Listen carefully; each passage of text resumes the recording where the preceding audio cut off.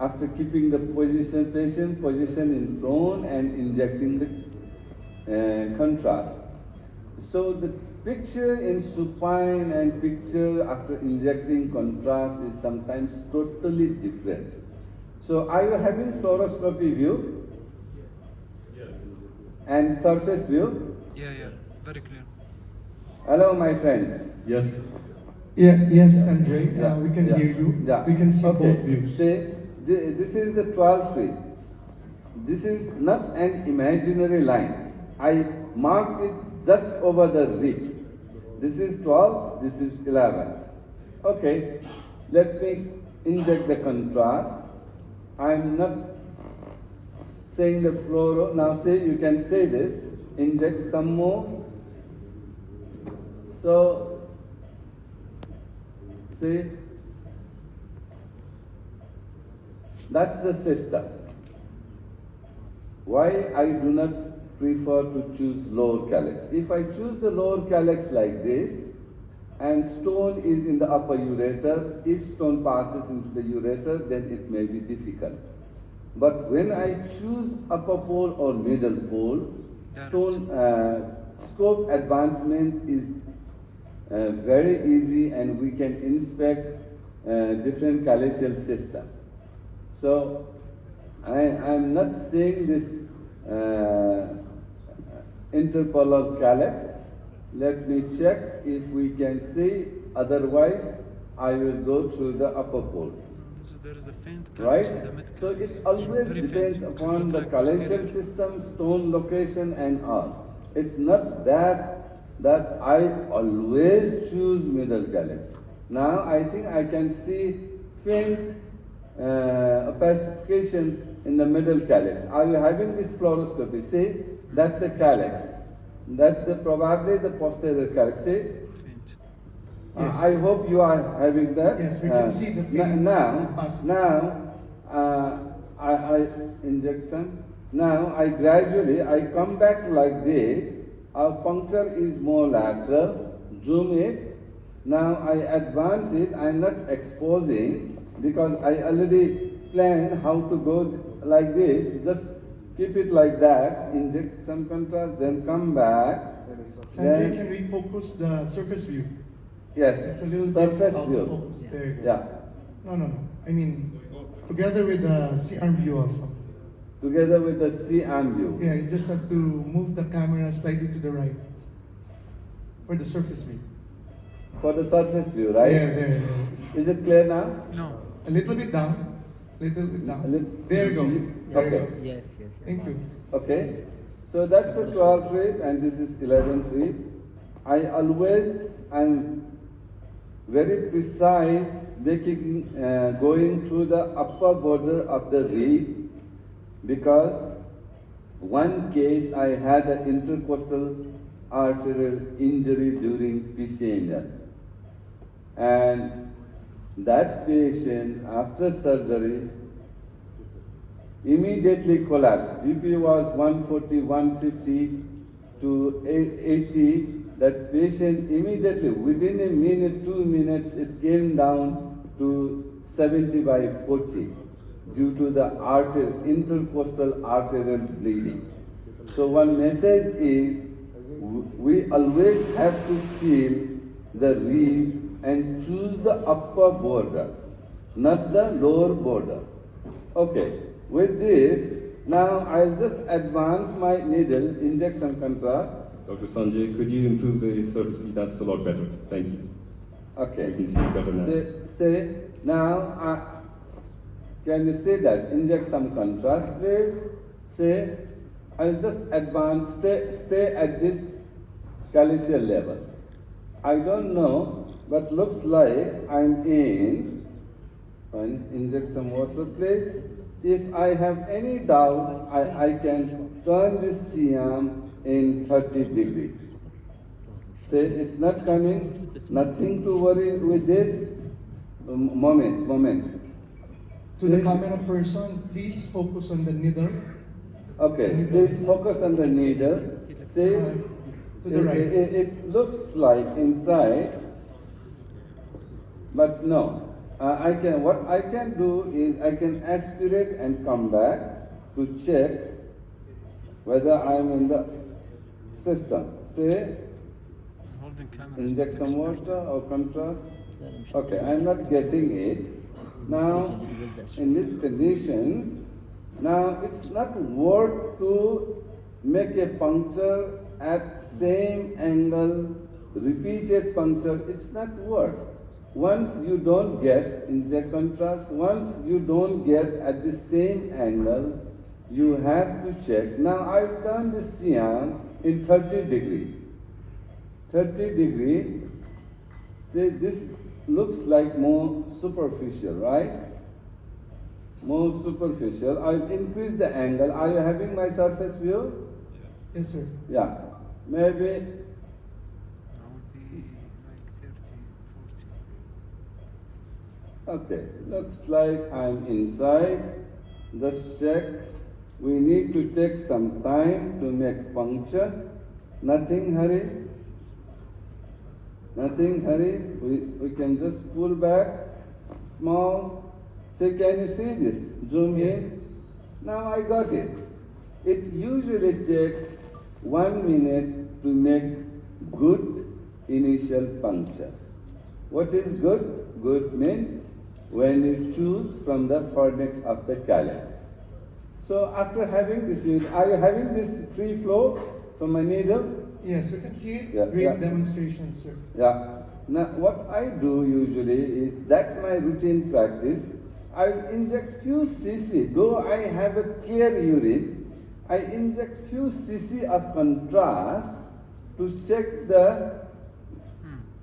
check whether my needle has not gone through the vessels. But about 20 to 30% of the cases, even you get this clear urine, you may go through the veins or arteries. That's my personal experience that I gained. So when I see some veins passing this contrast, means I will avoid that track. Is that clear to you? Now again, I use this zebra guide wire. This is my favorite guide wire. And I'm going to the middle calyx. I'm going to the middle. So can you inject some water? Doesn't look like. Many people are much more concerned which calyx to go, anterior, posterior. But I usually do not concern about the anterior, posterior calyx. This guide wire is not passing. Can I have a new one? Inject some water, please. I'll just inject few. Are you having fluoroscopy view also? Yeah. Yeah? Yes. Yes. Okay. Just a moment. So we are talking about the anterior calyx or the posterior calyx, right? So many people are very much concerned about the calyx. So what I advise for the juniors, to the juniors, is choose the dilated calyx. So I just give a neat incision, see? Okay? Now, so now start with the 10 French. Just make a simple advancement. I don't need any force, just gentle. Are you having this? Are you having this? Yes, I can see it, sir. Yes. No force at all. You don't need it. See, it's gone inside the pelvis. That's all. And you don't need to expose too many X-rays for this. Now, in this particular case, I'm using this black sheet. This is the radio effect. It's a 18 French. It's a 18 French. And see, after making initial dilatation with the 10 or 12 French, I'm in. See, now I can check. See, I'm in the system. Now I gently Gently advance 1 centimeter in, 1 centimeter, no force at all. I can see some friends, many people, they were advocating for one step. Yes, I do one step dilatation with the forceful advancement with the metals and all. But that I do not prefer in my practice. See, now I'm almost in. You can check the water flow. Inject some water. It's a clear urine. It's a clear urine. This is some sort of peel away sheet. Can you see this? Yeah? Peel away. Can you zoom in? It's peel away. Now my work is done. Puncture, which takes 1 to 2 minutes in our regular practice, sometimes difficult in challenging cases. See? And this is my 12 French mini nephroscope. 12 French mini nephroscope. And we hardly use forceps to remove the stone. And you can observe this is a 19 mm stone and another one is 11 mm. So kindly share our endoscopic view, and this is my irrigation pressure, you can see. Yeah? Okay. Zoom in, please. Zoom. Okay? Yes, we can see it, sir. We'll give you 5 minutes and then we'll start the program here also on the floors. Really? Yeah. So fast. Because we know you can do the job fast. See? Now there is a stone. Okay, maybe I can finish in 5 minutes. Little class place, that's the 19 mm stone. See what I do? I advance my sheet close to the stone, tracking this stone with the sheet like this. Hold it, Mikas. See? Nice vision, no bleeding. Just take 2 to 3 minutes. See? This is the Chinese lithoclass that I have been using for last 20 years. Last 20 years. Only maintenance few times, otherwise still it's working.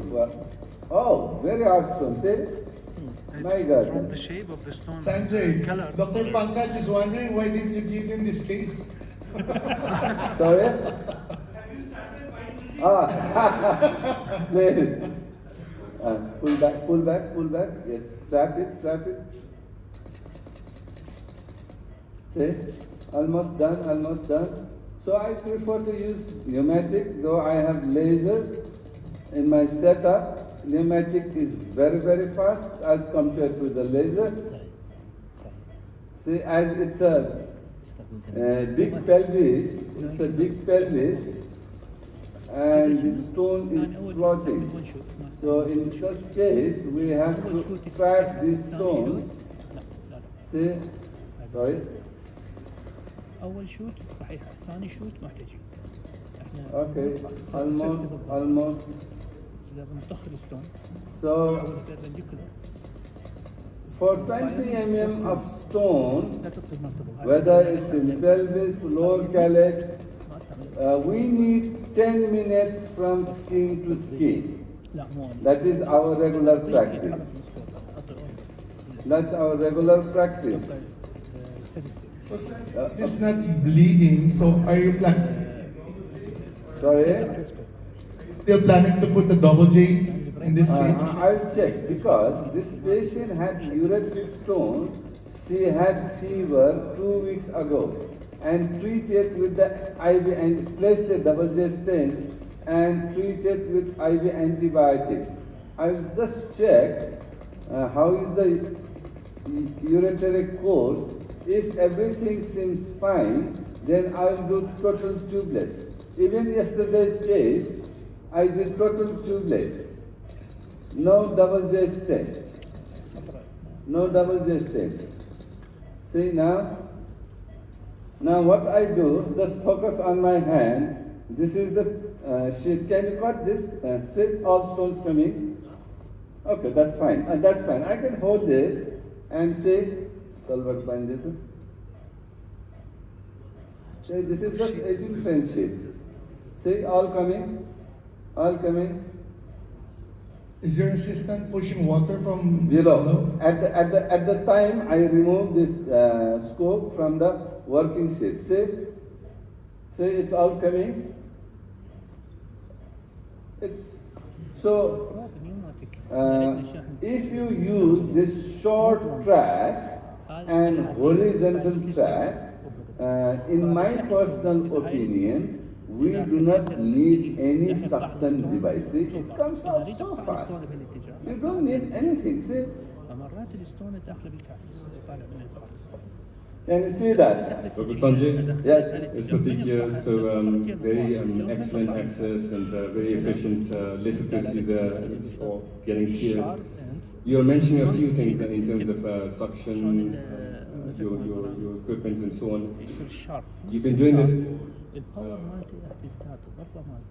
Sorry? About the suction? You've been doing this for over 20 years. Are there any kind of significant technical amendments that you've incorporated into your practice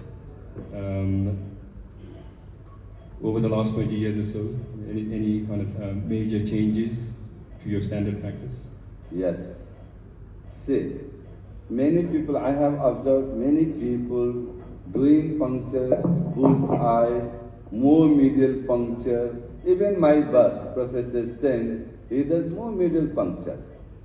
But what I modified is, with my practice, what I found is, when you approach through the lower, more lateral puncture like this, can you just focus on this? It was Pratik, right, talking with me? Yes. Pratik, say, if you make more middle puncture, your track will be more vertical like this. Suppose you are making a upper pole puncture, your track will be vertical like this. And stone evacuation is too tedious. It's very difficult. But if your track is more horizontal like this, stone evacuation is too fast. That is one modification in this mini-PCNL. Very often, even my boss, he makes a puncture to more medial. So I do not advise those who are doing mini-PCNL, make lateral puncture as like in supine. So it drains like with the gravity, you know. And another thing is, we don't need this long sheet, you know. Whenever we need to choose the appropriate size of the axis. If you keep more, sit back. If you keep the more long sheet, you need longer time to traverse all these, to pass through the sheet, right? And see, I think I'm almost over. So these are few things. It's not coming, huh? It's not coming. And many people are much concerned about the high irrigation pump, high intrarenal pressure, sepsis. So, what is the concept of totally tubeless? Should we keep a urinary catheter for 1 day at the time of discharge? We remove the urinary catheter, that is called totally tubeless, or we remove the urinary catheter in the OT. So, what is totally tubeless? No, we keep overnight. Next day, remove the urinary catheter and discharge the patient. So that is totally tubeless. So we keep the tube for at least 24 hours or 12 hours.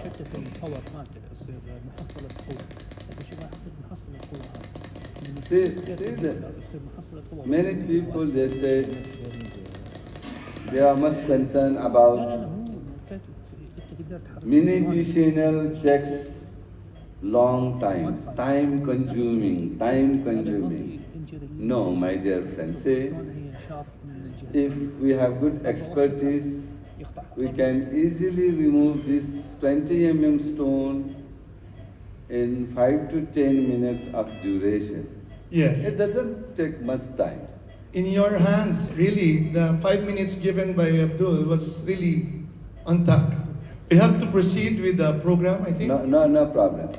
Go ahead. Any Thank you additional very much for watching this Mini-PCNL in multiple stones.